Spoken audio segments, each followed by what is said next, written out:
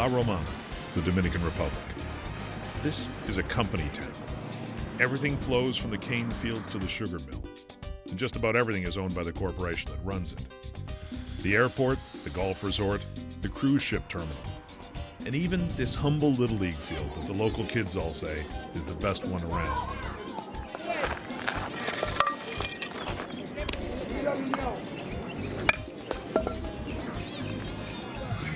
This afternoon, the Oscar Rivera League's most famous alumnus returns for a visit, and returns in style. Cars, fast cars, are Edwin Encarnación's guilty pleasure. ¿Qué quiere hacer como Edwin? Yo. ¿Estás seguro? Usted duró mucho para llegar a la Grande Liga. Que si duro mucho. Sí. They asking me how long I take to get to the big league. After I sign, I take 5 years. You see all those kids here, but maybe 1 or 2 can make it, but what about the other? You gotta go to school. The Little Leagues here are one-man operations. This is my manager from a long time ago. This is where I start playing with this guy, Oscar Rivera. He teach me a play. You know, here they don't use like fundamental play, you know. And they just play and have fun. And that's how they do it here in Dominican. Oh, this is the photo. A long time ago. You see the pitch? We have a great team back on those times. We have the best team here in La Romana. We don't lose many games. Oscar Rivera is coach, general manager, organizer, trainer, grounds crew, and daycare provider, all wrapped up in one. I tell him to the Blue Jays to give me all that teacher they don't use. I can bring in here and give it away to those kids, you know, they need it. Vámonos! This don't change much. Back on my time, that's how we played before too. I remember back in those days, I remember those times when I played like this, you know. Ahora que tú te pareces, como estás chiquito. De gente seria. Serious guy.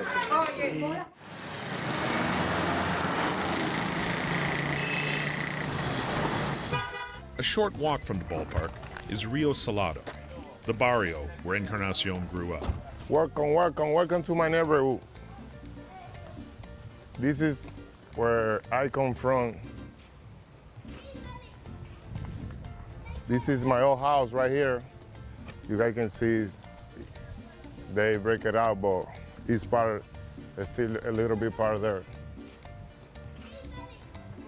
This is my house, my old house. This is where we live at the beginning. This is where I born. This is where I come from. That's the wall I learned to play catch inside the house. I throw the ball against the wall, so I learned to play catch. My dad teach me that, and I do that every day almost. Elpidio Encarnación, Edwin's dad, was a well-known coach and athlete in his own right. His sport was track. Yo era atleta. La gente aquí en mi pueblo me conoce como un buen atleta. Y yo quería que ellos lucieran bien en el béisbol. Que no dijeran, pero es el hijo del Pidio, el campeón nacional, pero mira qué mal, qué feo lucen. Y yo quería que ellos lucieran bien. But when his sons preferred baseball, he looked for a way to give them an edge. Think of him as the Dominican Walter Gretzky. So my dad always tried to help us to be good hitter. We hitting like cone, the little cone. He throw that for we can hit and we can be a better hitter and better player. En la Romana, nadie tenía una malla. So he started thinking about make a cage at the house. En mi casa, en el patio, en Río Salado, había mucha piedra enterrada. We say, that rock is too big because I don't think we're gonna take that rock out. But he said, yeah, we can do it. Nosotros, él, Julio, Richard y yo, la sacamos con pico, con pala, con la mano, con lo que fuera. We had to make big hole around the rock for take that rock away. but we make it. Al frente de mi casa vivía un señor. Él es pescador, él pescaba peces. Y yo le dije, ¿tú puedes hacerme una malla para béisbol, para mis hijos? Dijo, oh, sí, sí, claro. And we start working with the cage at the house, at the patio. So we start hitting like all the time.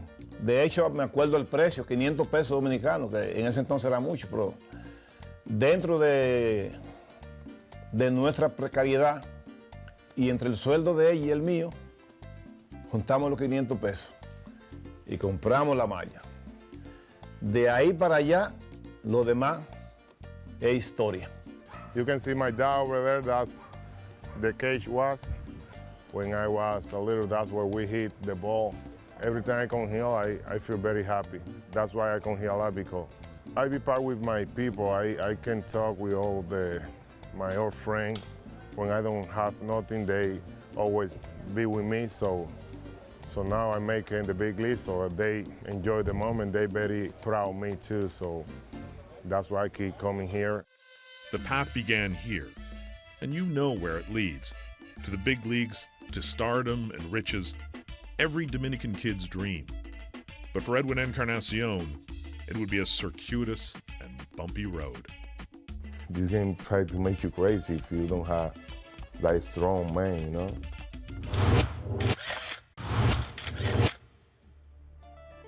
When I was like 8, 9, I never think like about being in big league. I always play the game because I love it. So when I start see like Sammy Sosa hitting those homers, I overthinking. I want to play there someday. That's the number one thing I have on my heart. Almost every Dominican in the big leagues was signed off the street as a teenaged free agent. But Edwin Encarnación is an anomaly. When his father Elpidio moved to Puerto Rico to take a coaching job, the kids came with him. In Puerto Rico, nobody realized I was a good player because I don't have nobody help me. Encarnación played high school baseball there, and that's why he wound up being eligible for the Major League Draft. In 2000, the Texas Rangers selected him in the 9th round. A year later, they traded him to the Cincinnati Reds, where he made his big league debut in 2005. That's I think, my best time I ever had, because that's where I want to be. I want to be a big league player, and I call all my family, I call everybody, and everybody was party because, you know, I make it to the big league. Una de las cosas que yo me siento más orgullosa de mi hijo es que el día que lo llamaron para ya entrar a Grande Liga, él nos reunió a todos para darnos la noticia y le dijo a cada uno de sus hermanos, yo no llegué a Grande Liga solo, llegamos los 4 llegamos los 3 a Grande Liga. The Reds saw enough promise in their young third baseman to sign him to a lucrative contract. He'd made it. But baseball is a business, and sometimes the bottom line changes. In 2009, as the trade deadline approached, the Cincinnati Reds and Toronto Blue Jays were heading in opposite directions. The Jays were looking to dump salary. The Reds wanted to upgrade their talent and had their eyes on Toronto's third baseman, Scott Rowland. But to make that deal, Toronto was going to have to take something back that they didn't really want. Candidly, we did not want him to be part of the deal. Just as an organization, he had a bad wrist, wasn't playing well defensively, he had his issues. Encarnación had to be part of the deal, to be honest, because of the money, to make that deal work. When I go to Toronto, I call Bautista right away. When I call him, I take a big breath because I have somebody there at least. Got to know each other pretty well and got along great. So it's one of the guys that I've become closest to in the game of baseball, and having him as my teammate in the last couple of years has been a treat for me. In 2010, frustrated with Encarnación's play, the Jays sent him to their AAA farm team in Las Vegas. There was no guarantee that he was ever coming back. I was the GM in 2010. He had a year left on his contract. It was a guaranteed contract. It was scuffling again from a defensive standpoint. Cito was the manager, and we decided to send him down. I remember calling him in and he was always quiet, didn't say a whole lot. And I remember when Cito and I called him in to tell him he was going to go back down and told him it was important that he didn't go down and pout. It was a very sad day for me because I never think they're going to do it, but I had to continue to play hard. When I go to play Las Vegas, I'm going to show them like I can be a big league player. It's kind of like seeing a brother when he's going through a tough time. You just kind of want to comfort and kind of change the outlook, because when you're doing bad and things are going wrong, you kind of get submerged in that low moment. And just trying to kind of keep perspective, change his perspective into positive things coming in the future. He handled it incredibly well, went down, hit 400. They said he was out doing early work, stayed every day, and his attitude could not have been better. I say in my mind, I'm gonna keep working. I don't wanna be here. I don't wanna be in Las Vegas. I wanna be in Toronto. At the end of the 2010 season, the Jays released Encarnación, rather than taking on the raise that he'd get in arbitration. Oakland claimed him, and then released him when they couldn't work out a deal. Encarnación was now a free agent. I talked to my agent and telling, hey, I wanna go back to Toronto, to the GM, to Alice, and telling I wanna go there. And then I believe it was us in Tampa that were actually competing to sign him, and I'm glad he didn't end up in the AL East. But so we finally got him signed. I think Jose Bautista being on the team helped. I tell him, okay, let's go to Toronto because I know the people there, I know the player, I know their manager at that time. So, and I'm gonna show them like I can be a great player and I can help my team to win this game. There were some promises made. Encarnación would get at least 400 at-bats to prove himself, and there'd be no more third base. He'd play at first or be the designated hitter. I remember the last day of spring training, so they tell me, can you play third base? I say, yeah, if you guys need me to play third base, I play. So say, okay, you're gonna be playing third base in the season, and the season gonna start in 2 days. Say, okay, I play. I try to do the best I can, but the team don't come good for me playing those times third base. Started that year, did not have a good season. I don't think he hit a home run until June. I think Aaron Hill was in the same boat, and there was a bet of who'd hit a home run first, Hill or Encarnación. And I start making a lot of error, you know. I try to do the best I can, but it's nothing come good for me, and I get frustrated a little bit. I can hit because I was thinking about defense, and that got in my head. Lined off the glove of Encarnación. Now he throws it away. Encarnación has it skipped past him. Edwin Encarnación's had a tough night. E5. That was the cruel nickname. E for error, E for his initials, 5 the scoring symbol for third base. It said it all. It was hurt me because you don't want to hear that, but you play in your city. So when you hear the boo, you know, it's hard. He never gave up, even though he might have looked down and affected by how everything was developing for him.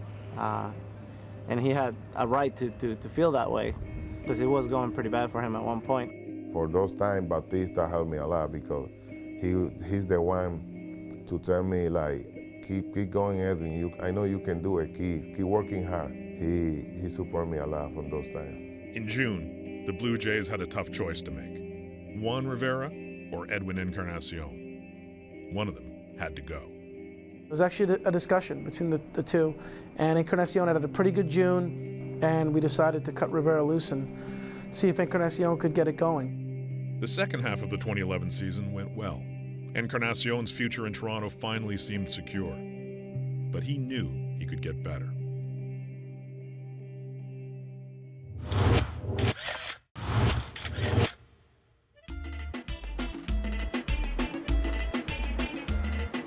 Just outside of nearby San Pedro de Macorís, Seattle's superstar second baseman Robinson Cano has built his own training facility, cut right out of the cane field.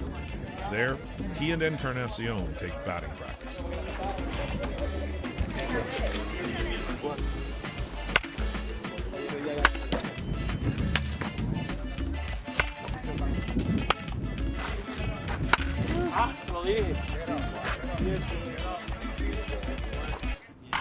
He called me that he want to practice and when I start practicing, he can come. I said, yeah, no problem. I tell him, hey, I need to I need some help because I wanna working with my hitting. So he tell me, come to me, come and work with me. I have my hitting coach. He can help you. Robin told me that he want me to working with Edwin. First time he called me, I remember it was swing the bat, and I watched. I didn't say anything. The next day he went, "Hey Rob, I come and working with him, but he don't say anything." So I just told him, I said, "Look, you want to working with me, or you want to pitch come and swing the bat every day?" He said, "No, I just want to work with you." So, okay, you're gonna do what I'm telling you to do. I said, "What do you want me to do?" I said, "I want you to change your bat from that position. I don't want you to do the high leg key no more. I just want you to get your bat down. You started working with this point." So he got mad at me. When I start doing it at the beginning, I don't feel good. I said, "Luis, I don't feel good. I need to have some timing." No, claro. Ay, no. Párame la práctica. ¿Para dónde el maldito? Él me tiro adentro. No le hagas swing, no hay inside out. Wally, ¿para dónde va? A chaguear, coño, que nadie todavía se va. A chaguear. We fight every day. We fight every day because he don't like it. We always fight because sometimes he wanna make me do something like sometimes I don't feel comfortable. I say, "Look, you do what I say. If you don't do good, you don't pay me. So if you do good, you pay me my money." So he told me, I remember, continue to do it. You're gonna see the difference. Continue, believe on me. So I say, okay. And I keep doing, and I start hitting homer and say, "Whoa," that's work. You know, it's different when you have a hitting coach, when we just work with friends. You know, now you have a hitting coach, now he knows the little things that you're doing wrong. The guy that get to know you, and guy that can call you over the phone. You know what, you're doing this, you're doing that. Those are the little things that you want as a player, because you want somebody that watch you play, tell you what's wrong and what's good. I want you to this year he concentrate on hitting over 300, because I want you to be the Robinson Cano baseball player hitting 300 home run, 100 RBI, 300 average. It's big help for me, the one that Luis Encarnación give me. That situation that he was going through, he got sent down, he got put on waiver, come back. Look at what kind of player he is now. He's the face of that team. It's good to go through a tough situation so you can wake up and be who you are. And I would say he can be better than what he is right now.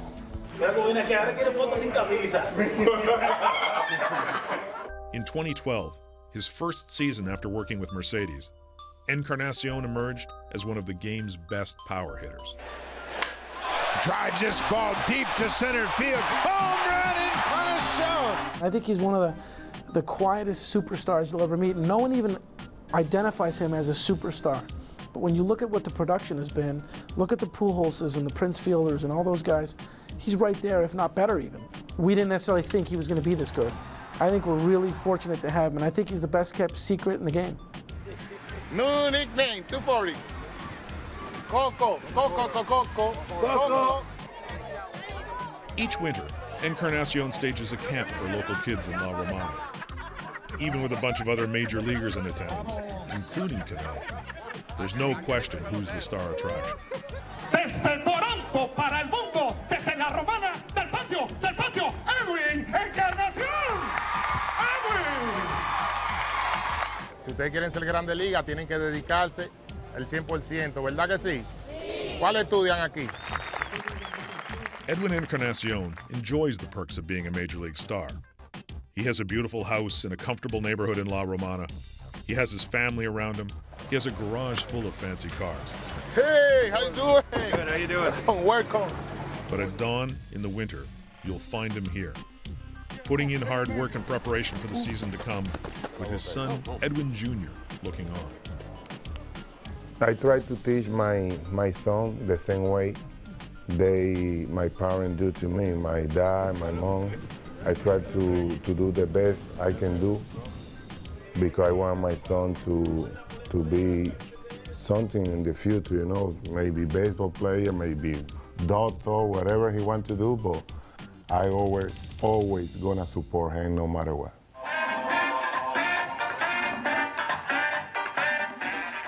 It's Sunday night in Rio Salado, the old neighborhood. A scene that's repeated many times during the off-season. The gang gets together to hang out and play dominoes, or tonight, Vitilla, the street baseball game played with a bottle cap that every Dominican kid knows.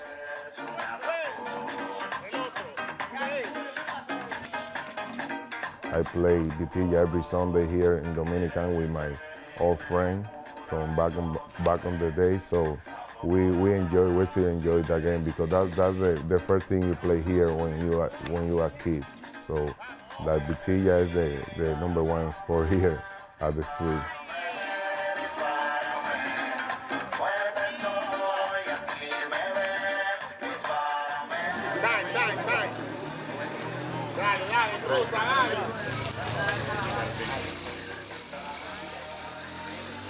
I remember those days when I don't have nothing, but I was happy because I live with all my family here, all my people from the neighborhood, so I enjoy those moments, so that's why I come here a lot. It turns out that you can go home again, especially if you've never really left. I'm very happy every time I remember where I come from, this moment, so that's why I enjoy this game. I love this game because I born with this, you know. Since I was a kid, I love to play baseball.